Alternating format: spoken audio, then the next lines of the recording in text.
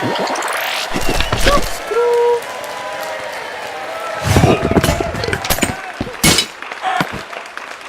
guys, it's Avondale, and welcome back to Behind the Walls, where I take you behind the walls of the Knoxville Game Show.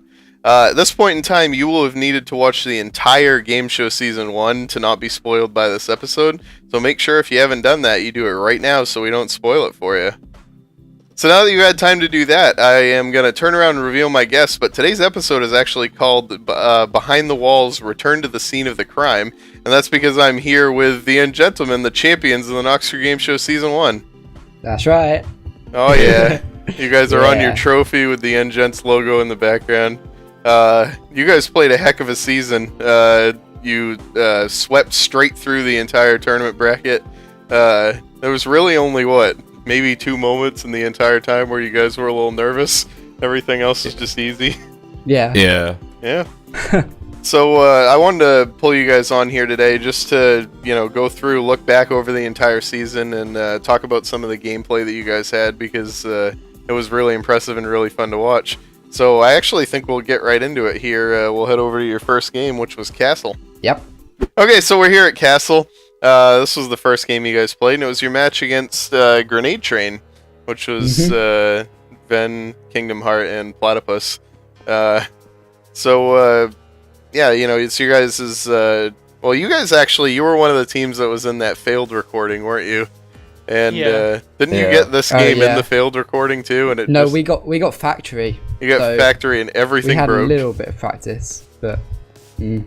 Well, to be fair, you can go on any server and kill your friends and you'll get a little bit of practice at what this is. I could just pop up and fly through the tech hole there and we'll get you out to the game. Tech hole. The tech hole. Yeah, it's beautiful.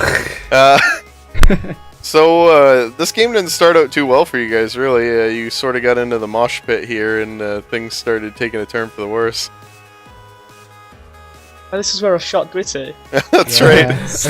Yes. Yeah, and that was something we didn't even notice before. When we cut Behind the Walls, we didn't notice it. It was when I was editing it that I caught that arrow coming down. I was like, "How do you get hurt there?" Hope.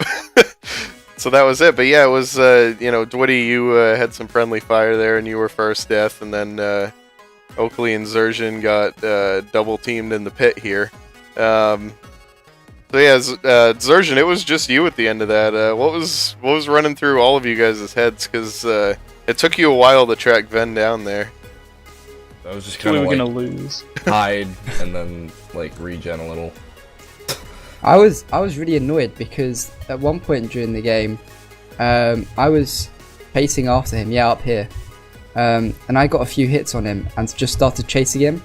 And then I thought, well, I'm not with my teammates, I'm just going to run back and I don't want to risk going into their area. Right. But I could have taken him out so easily there and the game would have been over much quicker. Yeah, watching back on film, he was the only guy around there. He was lost. Yeah. I remember that. That was in the first 30 seconds of the game where you're like, oh boy, here it goes. Interesting story. Grenade Train was actually... probably the crew favorite team going into the show just because we really, really liked their intro video. We thought it was really funny. And there was actually a couple different bets riding on this game that people had. And so all of a sudden, you come in and it's like, oh man, Grenade Trainer up 3 people to 1. They're blah, blah, blah. It's going to be great. Then all of a sudden, Surgeon just pulls off the most OP move of all time. That OP inventory. Yeah, no kidding. Well, how did you because weren't you down to a heart when you were in the water though? They almost got you even. And Zerjan mutes his microphone. I think he was a 1 heart, and then he ran into the little room and locked himself in. Yeah, does that count as cheating? Yeah, no, that was totally legit. I had no health, and then I just ran into the room and regened. Yeah, no, it's absolutely legit. Could you guys see much of what was going on from down here? We could see quite a lot. We knew exactly where everyone was. Well, when I first jumped I didn't mean to. It was I came out here and saw 2 of them here. How am I going to get down? I was up here. How am I going to get down there? So I tried to get onto the sledge and missed it and landed in the water. I had no idea how to get out until I saw this ladder. Yeah. I was so confused. Yeah, it's kind of an awkward spot on the map. It really surprises me how often people end up there. I guess that's supposed to be a moat or something. It's just, it's weird. Like, every time we've played this game, people end up in there, and it's definitely a disadvantage to be down there. It just sucks people in. Yeah, then Pretty annoying. Then we get to the final fight, and poor Ben opened his inventory, coming around the corner. Would have been really interesting to see what would have happened if he hadn't done that. Because I mean, in reality, that was the closest you guys came to losing. You know. Yeah. It was I'm pretty sure in the factory game that we played in the failed recording, almost the same thing happened. Yeah, we won because someone disconnected. Yeah, Yep. the last kill we got was on a person who was disconnecting as we were killing them. Yeah. It was just that night was such a mess. For people who don't know, actually, I'll explain a little bit about it. We, it takes quite a few of us to schedule a recording. It takes 4 cameras, a server guy, 2 help bots, 2 people posing as commentators, Noxite, me, generally Skyo as well, and then a couple of extra other people for various recording things. There's about 15 Nox Crew people that have to make it, and about 5 of them have to be a specific person, and then a bunch of them are only out of a select pool. Like, we only have probably 22 people that can fill these roles, and we have to get any specific 15 of them here at one time. So we have a recording set up, and somebody had an emergency on one of the teams that was going to record and couldn't make it. And we're saying, well, great, we don't want to waste this day. Let's see if we can realign the bracket, because at that time we hadn't produced any of the graphics. Nothing had been edited together, so we could have switched the teams around. And we tried to do that, and then we just had so many internet issues that we decided to call it off and revert the bracket back to what it was originally. Yeah, Fate didn't like us doing that. He was like, no, keep it the way it was. Yeah, no kidding. I mean, it was interesting though, because we came out of this game thinking that it was going to be another really close matchup. You know, we had 3 game series. You know, go to the best of 3 before you guys, and we were like, well, here goes another one, because that game was so close. But you guys didn't let that happen, and let's go talk about that over at Outlawed. Okay, so we've all made it to Outlawed finally. Woody had a bumpy flight, but he's here now. And yeah, so we were just actually chatting about it on the way over. You were mentioning that it looked like they didn't know how to sprint and jump at the same time. Ben was telling us he didn't know that sprinting and jumping made it faster than just sprinting. Yeah. And so they never did it. And I can't tell you the number of people in the game show who, for some reason, had no idea that control was a button. You know, like that was that kind of blew my mind, especially like. It came out on quite a few games, but the biggest one was Yeti Set Go, which you guys didn't get to play. But I mean, you guys have sprinted on ice before. Play that. Yeah, that was a great game. But like, just for sake of discussion, if we like stick a line of packed ice here just to play around on, if you are just sprinting on ice without jumping, this is how fast you go, right? So like, here, somebody come stand next to me here. And just stand on the ground, and I want you to just sprint. Don't jump, just sprint, and go straight forward. So yeah, Zerjan, do that. Just run straight beside me down this way. 3, 2, 1, go. Oh, wait, am I doing it wrong? Oh, it's the same speed. No, you're just yeah, come down here. So the acceleration is way slower, right? And actually, maybe I better have 2 of you guys do it at the same time. Yeah, Oakley, get next to Zerjan, we'll see you there. Get over it. Yeah, so you run on the ground and just run. Okay, 3, 2, 1, go. Okay, so you can see the Zerjan's acceleration was quite a lot slower, but in the end they were an equidistant apart for the entire line. And what you got to realize is when people are double tapping to sprint, right? When they lose their sprint, they have to start again, and they get that acceleration again, and it's just so outrageously slow. Whereas if you're just holding control and you're jumping, if you run into anything, all of a sudden you're just instantly sprinting again, and everything's great. Yeah, it was just like it surprised me for the number of people that we had on the game show that there was quite a few people that didn't know a couple of those basic things that have been added into Minecraft recently. It's almost like we need a boot camp for game show contestants in the future. But yeah, so anyways, you guys got to run first, and you came out and yeah, just talk a little bit about sort of your individual strategy coming out here, because you guys had a pretty clear set plan of what you wanted to do. It was just more, wasn't like split up. Wanted Yeah. at least one together, person yeah. to be at the far side of the map, just so that at the very least they had to run the full distance down. Like, they still had to go all the way to the other side of the map at the very least, Sure. was one thing. And then I was like hiding behind the mountain in the middle, and I don't know where Zerjan went. You were I don't just know where running I was. around, weren't you? Yeah.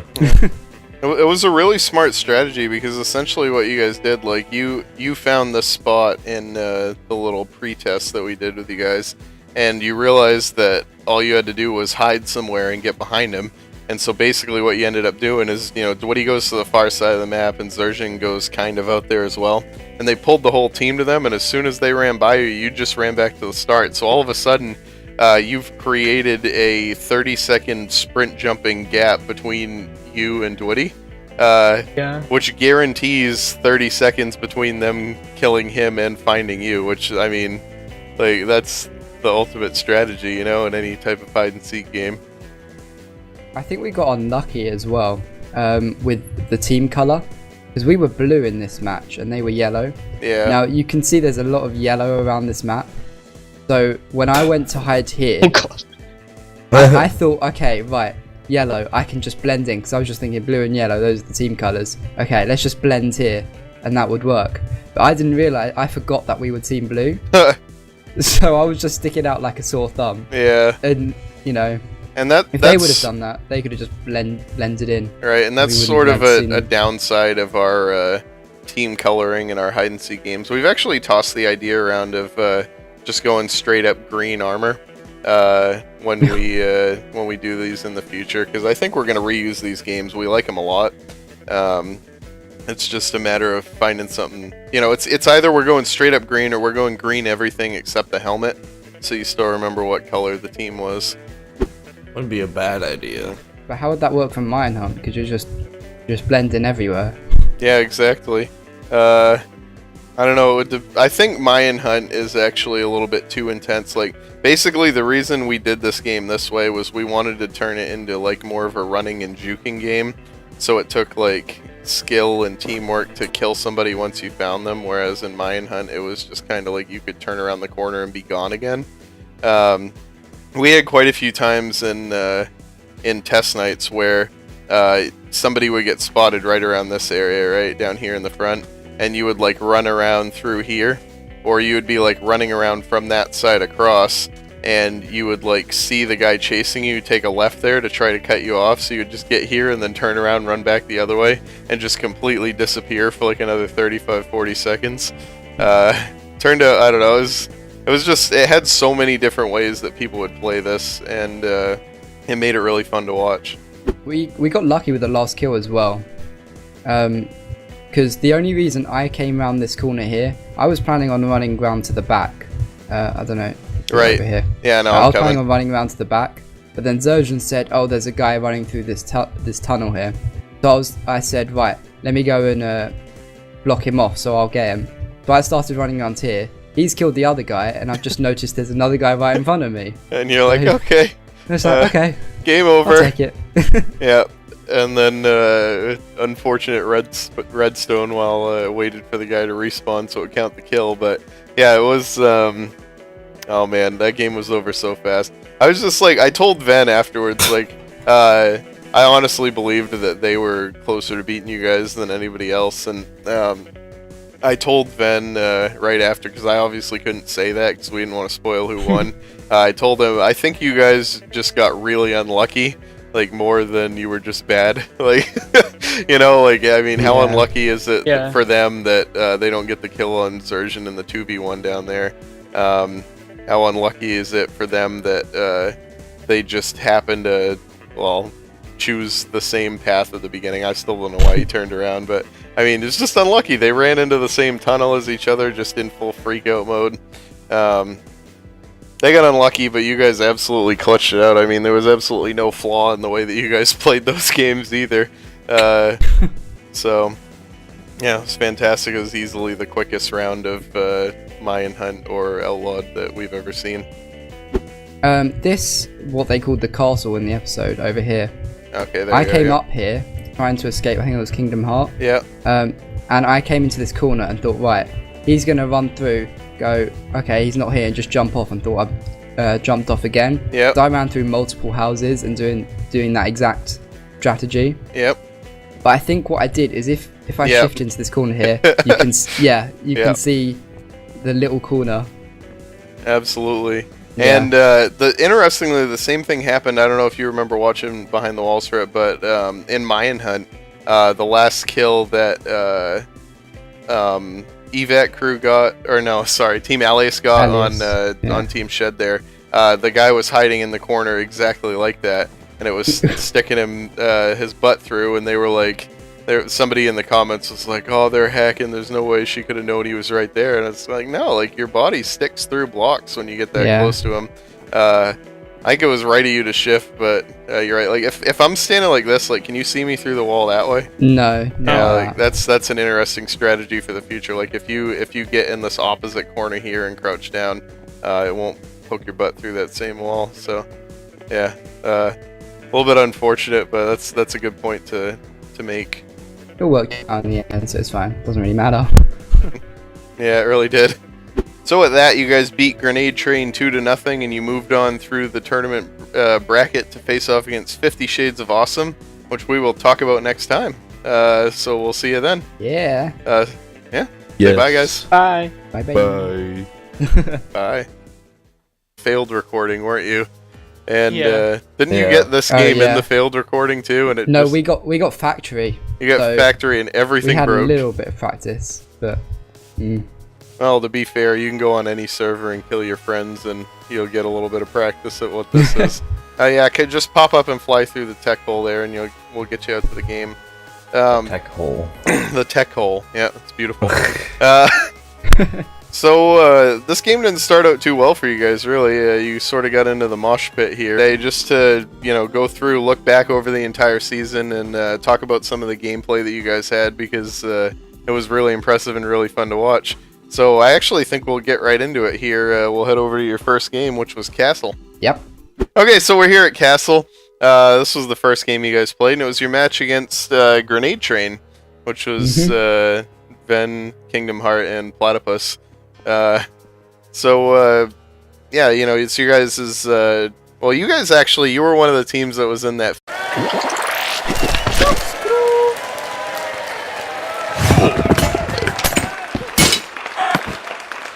Hey guys, it's Avondale, and welcome back to Behind the Walls, where I take you behind the walls of the Noxcrew Game Show. At this point in time, you will have needed to watch the entire Game Show Season 1 to not be spoiled by this episode, so make sure if you haven't done that, you do it right now so we don't spoil it for you. So now that you've had time to do that, I am going to turn around and reveal my guests, but today's episode is actually called Behind the Walls, Return to the Scene of the Crime, and that's because I'm here with the Young Gentlemen, the champions of the Noxcrew Game Show Season 1. That's right. Oh yeah, you guys are on your Yeah. trophy with the N-Gents logo in the background. You guys played a heck of a season. You swept straight through the entire tournament bracket. There was really only, maybe 2 moments in the entire time where you guys were a little nervous. Everything else is just easy. Yeah. Yeah. Yeah. So I wanted to pull you guys on here today, and things started taking a turn for the worse. Oh, this is where I shot Gritty. That's right. Yes. Yeah, and that was something we didn't even notice before. When we cut Behind the Walls, we didn't notice it. It was when I was editing it that I caught that arrow coming down. I was like, "How do you get hurt there?" Hope. So that was it. But yeah, it was Dwitty, you had some friendly fire there, and you were first death, and then Oakley and Zerzhin got double teamed in the pit here.